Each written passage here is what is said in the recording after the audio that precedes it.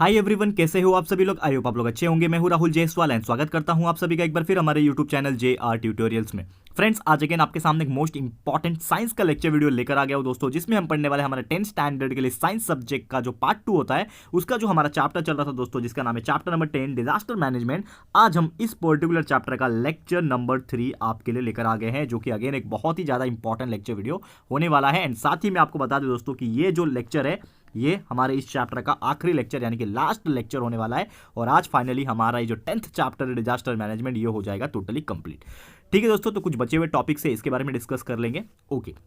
सबसे पहला जो टॉपिक है आज के दिन जो स्टडी करना है वो है structure of disaster management authority. एक अथॉरिटी होती है दोस्तों डिजास्टर मैनेजमेंट की, अगर हम बात करें तो उसमें बहुत सारे पैनल मेंबर्स होते हैं। एंड वो जो डिजास्टर मैनेजमेंट की अथॉरिटी जो होती है जिसमें जो पैनल मेंबर्स होते हैं दोस्तों, इनका जो पोस्ट होता है वो अलग अलग होता है और अलग अलग जो रोल्स जो पार्टी के जो लोगो होते हैं वो यहाँ पे काम करते हैं। अब जैसे कि नॉर्मल के तौर पर बात किया जाए कि जो नेशनल डिजास्टर मैनेजमेंट अथॉरिटी, ठीक है ना, जो नेशनल डिजास्टर फोर्स होता है NDRF जो लो, ये जो चीजें होती हैं इसके जो चेयरमैन होते हैं ना वो कौन होते हैं, हमारे प्राइम मिनिस्टर होते हैं। यानी कि प्राइम मिनिस्टर के पास एक अथॉरिटी होती है कि वो नेशनल डिजास्टर मैनेजमेंट टीम को या फिर अथॉरिटी को सुपरवाइज कर सकते हैं और उनको जहां पे निर्देश देना चाहिए वहां पे इंस्ट्रक्शन दे सकते हैं और उनको असिस्ट कर सकते हैं एंड उनको यहां पे प्रोत्साहन दे सकते हैं। ओके, नेक्स्ट अगर बात करेंगे स्टेट लेवल की, अगर बात किया जाए तो स्टेट डिजास्टर मैनेजमेंट अथॉरिटी जो होती है उसके चेयरमैन होते हैं हमारे चीफ मिनिस्टर। यानी कि जो स्टेट लेवल पे जो भी डिजास्टर होता है उसको मेन कंट्रोलिंग और मेन जो पावर जिनके हाथ में होता है वो हमारे चीफ मिनिस्टर होते हैं, मुख्यमंत्री होते हैं। ठीक है, ऑर्गेनाइजेशन जो प्रोवाइड करता है प्रिकॉशनरी वार्निंग वो यही होते हैं। यानी कि ये हमारे जो चीफ मिनिस्टर है उनके हाथ में पूरी अथॉरिटी है, इनके गवर्नमेंट के हाथ में पूरी अथॉरिटी होती है कि वो जो भी लेवल्स होते हैं या फिर जो भी डिजास्टर का जो चीज़ें आती हैं उसको मैनेज करना और उसको देखना वो उनके हाथ में होता है। नेक्स्ट अगर बात करें कि डिजास्टर जो डिस्ट्रिक्ट लेवल पे आती है, जैसे कि फॉर एग्जांपल कोई पालघर डिस्ट्रिक्ट में रहता है महाराष्ट्र में, कोई मुंबई में रहता है, तो ऐसे अलग अलग डिस्ट्रिक्ट्स होते हैं दोस्तों। तो वो जो डिस्ट्रिक्ट लेवल पे जो काम होता है ना उसका जो मेन अथॉरिटी किसके हाथ में रहता है, उसके चेयरमैन होते हैं कलेक्टर। यानी कि जो DM होते हैं डिस्ट्रिक्ट मैजिस्ट्रेट जिसको कलेक्टर बोलते हैं, IAS ऑफिसर जो होते हैं उनके हाथ में वो जिम्मेदारी होती है। फिर वही तालुका लेवल की अगर बात किया जाए तो जो तालुका होता है, आप जहाँ पे भी रहते होंगे उसका जो तालुका होगा वो तालुका के जो मेन होते हैं, कौन होता है मेन, तहसीलदार जिसको चेयरमैन होते हैं। तो वो इस चीज़ का देखरेख करते हैं और वही ऑर्गेनाइज करते हैं, चाहे प्राइवेट ऑर्गेनाइजेशन हो चाहे जनरल हो।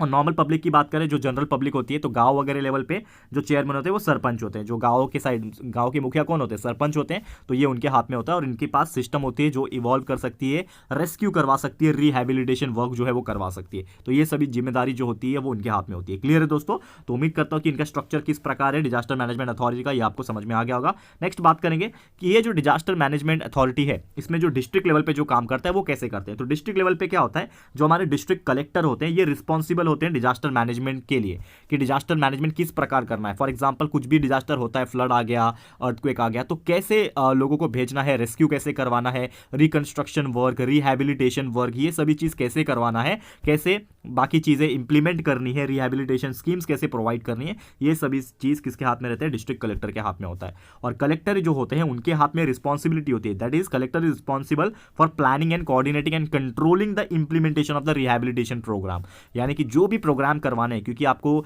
रिहैबिलिटेट करना बहुत इंपॉर्टेंट है, रिकंस्ट्रक्ट करना और आपस में कोऑर्डिनेट करके कंट्रोल करके मैनेज करना, ये सभी चीज जिम्मेदारी हमारे कलेक्टर के हाथ में होती है। और last but not the least की जो डिस्ट्रिक्ट कलेक्टर होते हैं ये रिस्पॉन्सिबल होते हैं ताकि वो डिजाइन कर पाए स्कीम्स, क्योंकि हर एक डिस्ट्रिक्ट के जो कलेक्टर होंगे उनको एक स्कीम्स सोचना पड़ता है कि आप कैसे आप बता सकते हो कैसे रिहैबिलिटेट करवा सकते हो, रिकंस्ट्रक्शन साइट्स कैसे फिर से करवा सकते हो, ये सभी चीज को जो देखने का जिम्मेदारी और रिस्पॉन्सिबिलिटी होती है वो अगेन डिस्ट्रिक्ट कलेक्टर के हाथों में होती है। क्लियर है दोस्तों, तो उम्मीद करता हूं कि ये भी आपको समझ में आ गया होगा। नेक्स्ट अगर बात करें district wise disaster control unit, यानी कि हर डिस्ट्रिक्ट के हिसाब से डिजास्टर कंट्रोल यूनिट कैसे काम करता है। जो डिजास्टर कंट्रोल यूनिट जो होता है दोस्तों यह एस्टैब्लिश हुआ था immediately either after the impact of disaster और गेटिंग इन्फॉर्मेशन अबाउट इट। जैसे ही इस चीज का यहाँ पे क्या मिल जाएगा, एक तरीके से आप बोल सकते हो सूचना मिल जाएगी, एक तरीके से इम्पैक्ट जब भी हुआ रहेगा उस डिजास्टर का तो या तो तुरंत बात किया जाता है या तो जब भी हमें इन्फॉर्मेशन मिल जाती है तभी किया जाता है। और ये बताता है it provides the contact with the various agencies, बहुत सारे एजेंसीज जो होती है यहाँ पे, तो ये कांटेक्ट करते हैं बहुत सारे एजेंसी से, जैसे कि army, air force, navy, telecommunication department, paramilitary forces, ये सभी चीज़ जो है हेल्प लेते हैं और इनसे कांटेक्ट किया जाता है ताकि जरूरत पड़ने पे कभी भी डिजास्टर जहाँ पे हुआ रहेगा तो ये सभी डिपार्टमेंट के जो लोग हैं वो मदद के लिए आ सके। क्लियर है दोस्तों, तो उम्मीद करता हूं कि ये चीज आपको समझ में आ गया होगा। वैसे ही यहाँ पे एक और टॉपिक है, यहाँ पे नया टॉपिक है जिसका नाम है first aid and emergency action. अगर कोई भी डिजास्टर होता है तो सबसे इंपॉर्टेंट चीज़ होता है फर्स्ट एड, यानी कि अगर आप कोई भी इंसान है जिसको चोट लगी हो या फिर किसी को भी कुछ भी तकलीफ हो, तो पहला ट्रीटमेंट यानी फर्स्ट एड जिसको हम लोग बोलते हैं वो देना बहुत ज़्यादा जरूरी हो जाता है, क्योंकि अगर आपने वो चीज़ दिया हुआ है उनको तो उनकी जान बचने की संभावना बढ़ जाती है। तो first aid should be provided to those who are in the need. And कुछ ये चीज़ आपको याद रखना है कि फर्स्ट एड तो जो जरूरतमंद लोग हैं उन तक पहुंचानी है, लेकिन कुछ सिंबल्स है वो आपको ध्यान में रखने हैं कि अगर ये सिंबल्स आपके आसपास है तो आप सतर्क रहोगे। जैसे कि फ्लेमेबल लिक्विड है, एक्सप्लोजिव हो गया, फ्लेमेबल गैस के होते हैं, ऐसे बहुत सारे आपको सिंबल्स देखने मिलेंगे और इसको देख के आपको आइडिया मिलता है कि हाँ ये सब चीज़ से दूर रहना चाहिए, और ये चीज़ हमें एक संकेत देते हैं, एक आइडिया देते हैं। और in case of emergency condition, कभी कभी इमरजेंसी कंडीशन भी आता है, तो बहुत सारे ट्रांसपोर्टेशन मेथड्स आपको पता होने चाहिए। जैसे कि आपने 9th में भी पढ़ा था दोस्तों कि बाई चांस कभी डिजास्टर हुआ तो आप के आसपास अगर कोई लाइक स्ट्रेचर नहीं है या फिर आपके आसपास एक तरीके से सुविधाएं नहीं है कि आप उसको उठा के लेके जा सकते हो, तो नॉर्मली आप अपने हाथों का इस्तेमाल करके क्रैडल मेथड, यानी कि अपने हाथों पे बिठा के, अपने कंधे पे बिठा के, अपने पीठ पे उसको बिठा के, 2 हैंड से 2 लोग मिलके उठा के, ये सभी मेथड से आप एक इंसान जिसको चोट लगा हुआ है, जो बेहोश है या फिर ऐसे इंसान जिनको नीड है, ज़रूरत है, हेल्प की ज़रूरत है, तो उसको उठा के वो लोग सही जगह पर पहुँचा सकते हैं सो दैट उनका इलाज हो सके और उनकी जान बच सके। तो ये सब चीज़ आप फॉलो कर सकते हो और ये सब चीज़ आपने 9th में भी पढ़ा हुआ है, ठीक है। और भी बहुत सारे टाइप के डिजास्टर जैसे कि आते रहते हैं, एक्सीडेंट्स होता है, स्टैम्पीड होते हैं, इंजरीज होते हैं फाइटिंग के दौरान, इलेक्ट्रिक शॉक लग जाता है, किसी को कोई जल जाता है, किसी को हीट का शॉक लग जाता है, सांप ने काट लिया, स्नेक बाइट हो गया, डॉग बाइट हो गया, फायर लग गया, इलेक्ट्रिक शॉर्ट सर्किट हो गया, एपिडेमिक हो गया, डिसीज आ गया, महामारी फैल गया, बीमारी फैल गया, ये सभी चीज़ क्या होता है, डिजास्टर्स होते हैं। और इसमें किस प्रकार इमरजेंसी ट्रीटमेंट देना है और फर्स्ट एड देना है, ये सबसे ज़्यादा ज़रूरतमंद होती है दोस्तों, और ये चीज़ प्रोवाइड करनी चाहिए to the needy people so that जो लोग होंगे वो बच सके, ठीक है। तो जैसे हम बात कर रहे थे फर्स्ट एड की, तो फर्स्ट एड का किट होता है नॉर्मली एक बॉक्स होता है जिसमें फर्स्ट एड की सामान रखी होती है। तो फर्स्ट एड किट में क्या क्या प्रेजेंट होता है ये आपको जानना जरूरी है, और इसको यूज कैसे करना है ये भी आपको पता होना चाहिए। तो क्या होता है, नॉर्मली बैंडेज स्ट्रिप्स होते हैं अलग अलग साइजेस के, अलग अलग पर्सन के हिसाब से। वाउंड गेज होते हैं, जैसे कि आपने देखा होगा कि हम डॉक्टर के पास जाते हैं तो वो ड्रेसिंग करता है हमारा, यानी कि एक तरीके से व्हाइट कलर का पट्टी मारता है ना कोई जख्म के ऊपर, तो उसको वाउंड गेज बोलते हैं। मेडिकेटेड कॉटन्स होते हैं जिससे आप मेडिकेशन लाइक जहाँ पे खून निकल रहा है वहाँ पे आप अप्लाई कर सकते हो। हैंड ग्लोव्स पहनना इंपॉर्टेंट है ताकि गंदगी ना फैले। क्लीन और ड्राई क्लोथ पीस, क्लोथ के टुकड़े हो गए, साबुन हो गया, एंटीसेप्टिक जैसे कि डेटॉल हो गया, सेवलॉन हो गए, safety pins, blade, torch, scissor, thermometer, petroleum jelly, ये सभी चीज़ क्या होती है दोस्तों, फर्स्ट एड के किट्स होते हैं ताकि इसका इस्तेमाल किया जाए जरूरत पड़ने पर, जब भी कोई डिजास्टर होता है या फिर जब भी कोई इंसान या फिर कोई भी लोग जरूरत उनको पड़ेगी, चोट लगी हुई है तो इससे उपचार उनका हो सकता है। और यही बहुत सारी चीज़ें हैं जो फर्स्ट एड बॉक्स में रखी जाती है। क्लियर दोस्तों, तो उम्मीद करता हूँ कि ये चीज़ भी आपको समझ में आ गया होगा। And last but not the least हमारा एक टॉपिक है जिसका नाम है मॉक ड्रिल। अब मॉक ड्रिल आपने शायद नाम सुना होगा इसके पहले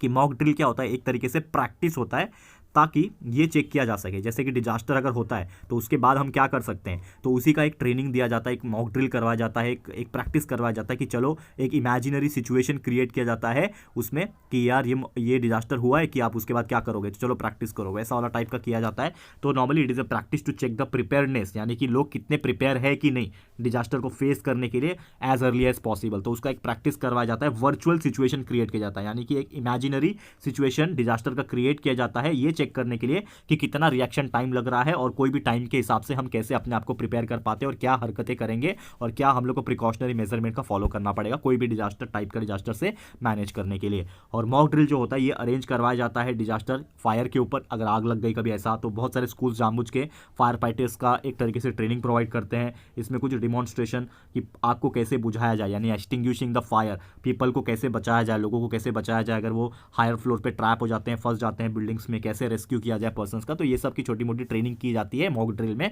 और ये जो एक्टिविटीज होती है ये अरेंज करवाया जाता है या तो पुलिस फोर्स द्वारा या फिर जो भी वॉलंटरी ऑर्गेनाइजेशन होती है इनके द्वारा किया जाता है, ताकि लोगों के अंदर